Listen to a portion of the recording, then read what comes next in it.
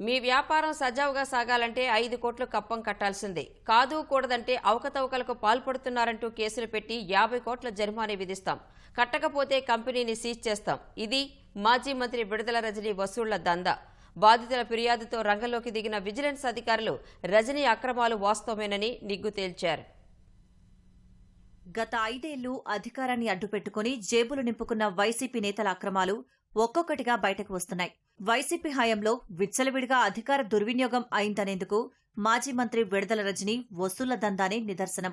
వైద్యారోగ్య శాఖ మాజీ మంత్రి విడుదల రజనీ అక్రమాలకు పాల్పడ్డారంటూ ఇప్పటికే పల్నాడు జిల్లాలో అనేక మంది ఫిర్యాదులు చేశారు.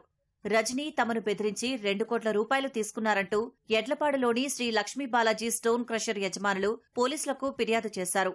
2020 సెప్టెంబర్ 4న అప్పుడు చిలకలూరిపేట ఎమ్మెల్యేగా ఉన్న Vidadala Rajini PA Ramakrishna Sri Lakshmi Balaji stone crusher వద్దకు వెళ్లి ఎమ్మెల్యే పిలుస్తున్నారని వెంటనే రావాలని యజమానులకు హుకుం జారీ చేశారు. వారు ఆమెను కలవగా క్రషర్ కార్యకలాపాలు కొనసాగాలంటే తనకు 5 కోట్లివ్వాలని డిమాండ్ చేశారు. తర్వాత కొన్నాళ్లకే గుంటూరు జిల్లా రీజనల్ విజిలెన్స్ అండ్ ఎన్ఫోర్స్మెంట్ అధికారిగా ఉన్న పల్లె జాషువా క్రషర్లో తనిఖీలు చేశారు. అనేక అవకతవకలు ఉన్నాయని 50 కోట్ల జరిమానా చెల్లించాలని చెప్పి వెళ్లిపోయారు. కొన్నాళ్ల తర్వాత ఫోన్ చేసి విడుదల రజనీ చెప్పినట్లు చేస్తారా, లేదంటే 50 కోట్లు జరిమానా విధించి క్రషర్ను సీజ్ చేయమంటారా అని బెదిరించారు. కొద్ది రోజుల తర్వాత క్రషర్ యజమానులకు జాషువా తన కార్యాలయానికి పిలిపించుకుని త్వరగా సెటిల్ చేయాలని హెచ్చరించారు.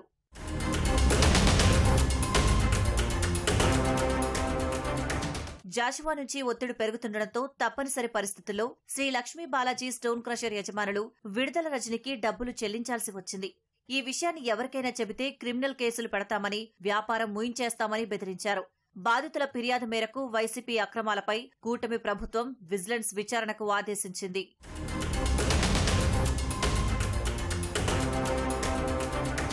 విచారణ జరిపిన విజిలెన్స్ అండ్ ఎన్ఫోర్స్మెంట్ విభాగం రజనీ 2 కోట్ల 20 లక్షల అక్రమ వసూళ్లకు పాల్పడినట్లు తేల్చింది.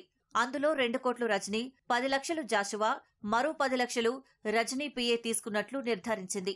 ఇది అధికార దుర్వినియోగమేనని, బాధ్యులపై క్రిమినల్ కేసులు నమోదు చేయాలని ప్రభుత్వానికి విజిలెన్స్ విభాగం సిఫారసు చేసింది. జాషువాపై అఖిల భారత సర్వీసుల నియమావళి ప్రకారం చర్యలు తీసుకోవాలని సూచించింది.